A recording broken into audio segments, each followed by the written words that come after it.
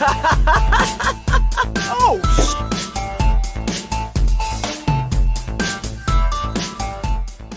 Hey friends, welcome to this week's episode of Dead Funny University. I am your host and fellow student Kelsey, and this is the 31st episode in our Zelda semester. Teaching us is, of course, Chris, and Chris has promised me this is going to be a short episode. So, Chris, what does that mean in today's context?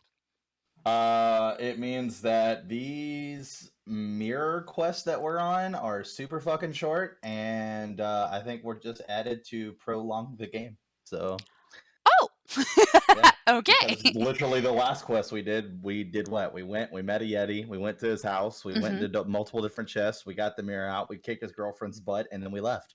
Like, that was about it. And we fell in love with them. I mean, you fell in love with them. But I yeah. did. I was more annoyed at the time playing the game going, could you just tell me where the fuck this key is at? So, on the outside looking in, sure, they might be sweet and cuddly, but whenever you're in there, you're like, look, I don't think she's going to fucking make it further without possible dementia problems. I have no idea what's going on anymore. So where do we go next? Anyways, so we are heading back to the forest. We need to get our next piece. Basically, all the temples that we went to, we're somewhat going back to some of those, at least in the area of some of those, I guess is what I should say, because it's not all directly back to those temples, because that would be really just reusing everything. Anyway, so we go back to our forest and we're looking down towards a spot to get to a place that we've previously been there, but a new way to get there. And what I mean by a new way to get there is that we see this guard and we're talking to him and he's like, hey, down there's an ancient power. You should try to go get it. It would probably be good for you. Because, guards just know random shit like that. Yeah, and he's not talking about the mirror either, by the way. So, but he has a special way for us to get down there, and it's one of our great friends that we've messed with a lot, which is the Cuckoos. That's what it is, the Cuckoos. Yeah, and we have a golden one. It's a golden one, so we get to hold on to this golden chicken and go running. And we jump, and the chicken squawks as it does its tiny little fucking wings and slowly glides you down to the next platform. And we do that all the way down. Okay. I mean, they're cute. Let's be real. Yeah. I mean, it was something that it was a mechanic that they put in Ocarina of Time, and it wasn't like a mechanic that you needed, except for the last chicken. The last chicken would be up on the roof of this house, and you could grab it and then just kind of glide all the way back down to the ground.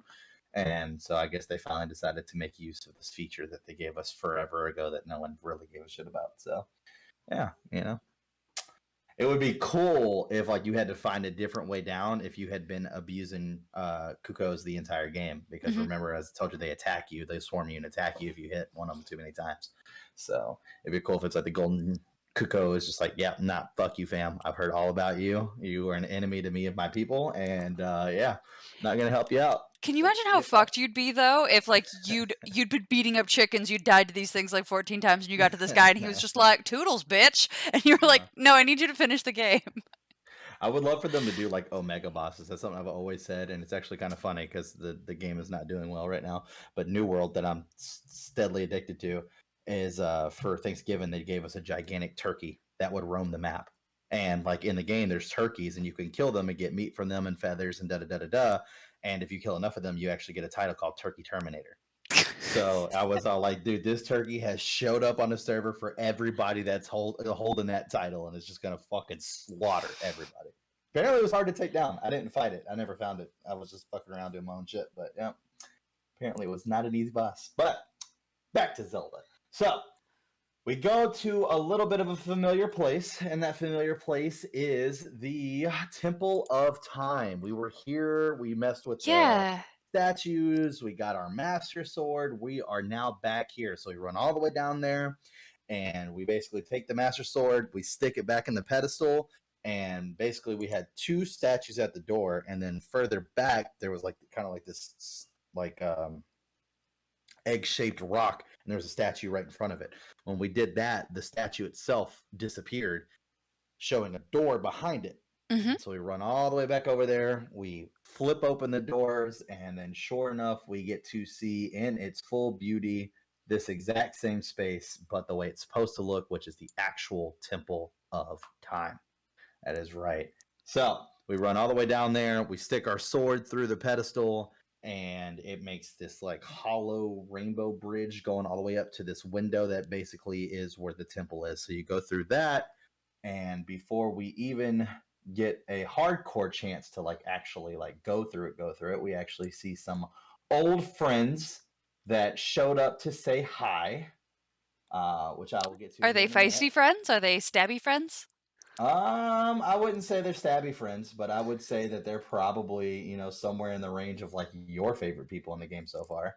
Easily. You're the worst and I hate you. You're the worst. Oh, I hate these gosh. things. They have nipples. They don't need to have nipples and they Oh. do, and it's not okay.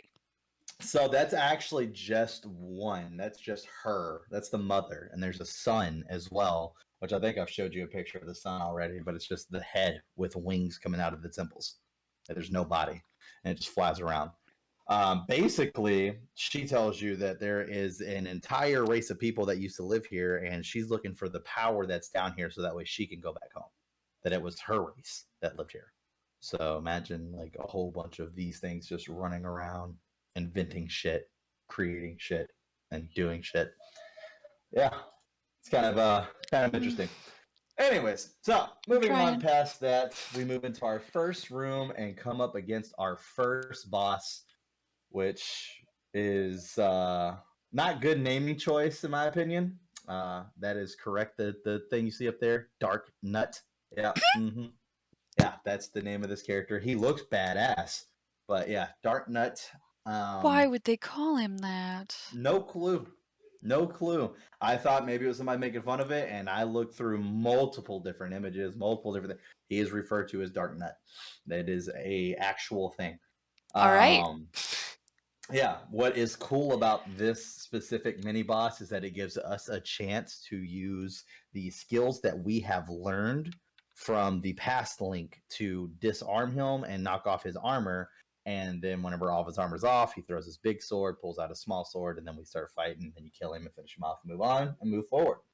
So, within killing him, we basically find the one tool that is used for this specific dungeon, and that's basically it because there's statues everywhere, and we have to move these statues into the right places to open the right doors. So we get the Dominion Rod, which is literally just used to bring statues to life and move them. That's literally all they're used for. Oh, Yeah, it's a very stupid weapon, but it's here. I don't think Yeah, it's a stupid weapon. I think it's stupid timing for this weapon because we had yeah. statues we had to deal with earlier, and this would have been a great weapon. And like we had statues we had to deal with earlier, I think in this location, Yes, in this exact location. That is and correct. it would have been So helpful then. would So have, but we didn't have it. stupid timing. So we get this, and then of course, in typical Zelda fashion, we now have to fight a big deadly boss, and that is our boss. Big old spider. Big, big, big boy. Actually, girl. Aww. Female spider. It's female spider, not a boy. Female spider, because at some point she does start shooting eggs out at you, and then they open up. In real life, do you know the number one way to tell the difference between a male spider and a female spider? If No, in go. general, if it's on a web, it's a female. Mm, In didn't know general, that. that's extremely in general. It's interesting. Yep. But yeah, so we got more pictures of our female spider here. She has no web in this game. She's mainly on the ceiling. But yeah, so what you want to do with this boss is that when she's on the ceiling, you want to fire an arrow at the gigantic eyeball on her back. She will then close her eye and fall down. When she falls down, conveniently located all the way around this room are statues that have their fist up in the air. You then use the rod to take the fist and smash it down on her stomach there as she's on the ground trying to get back up. You do that multiple times over and over again until she's dead. Once she dies, you see a whole bunch of baby spiders, but then you also see that her eyeball has stayed back. And then as you pay closer attention, you see that the eyeball has legs. Yep. And the eyeball itself is its own spider. That's right. That is what the eyeball looks like on the front. And now you just run up and basically just cut it, and the mirror falls out of that. Out of curiosity, is that the male version? Because that is not I uncommon do not in know. much of the world. That I do not know. So here's what's happening. Hit A me. female spider is hanging out in a space she is determined to be safe. She invites male spider to come and have some frisky good times. And then in the middle of that, Uh huh. in the middle of that frisky good times, we show up, we beat her up Yes. and ruin her night with frisky good time man. And Okay. and that's the story. Yeah, that's pretty much how that goes. Yeah, exactly. So we show up, we kill the female spider boss, and then she dies. And then, I mean, once again, like I said, I don't know if it's a male. That's your assumptions that you're making here. I'm just saying that the eyeball grew fucking legs and became a fucking spider, and we had to Mm-hmm. kill it, and that's where we get the mirror from. Our mirror. We go to leave, and we talk to Minda, and Minda basically tells us, "Hey, by the way, this is our third piece of our mirror, Mm-hmm. and we only need, I think, one more, and we're good to go." And as we go to leave, we run back into your favorite people, the little chick, and she says that we used up all the magic in the rod, and she was going to use the rod to get back to her home in the skies, which is Mm-hmm. where we need to go next.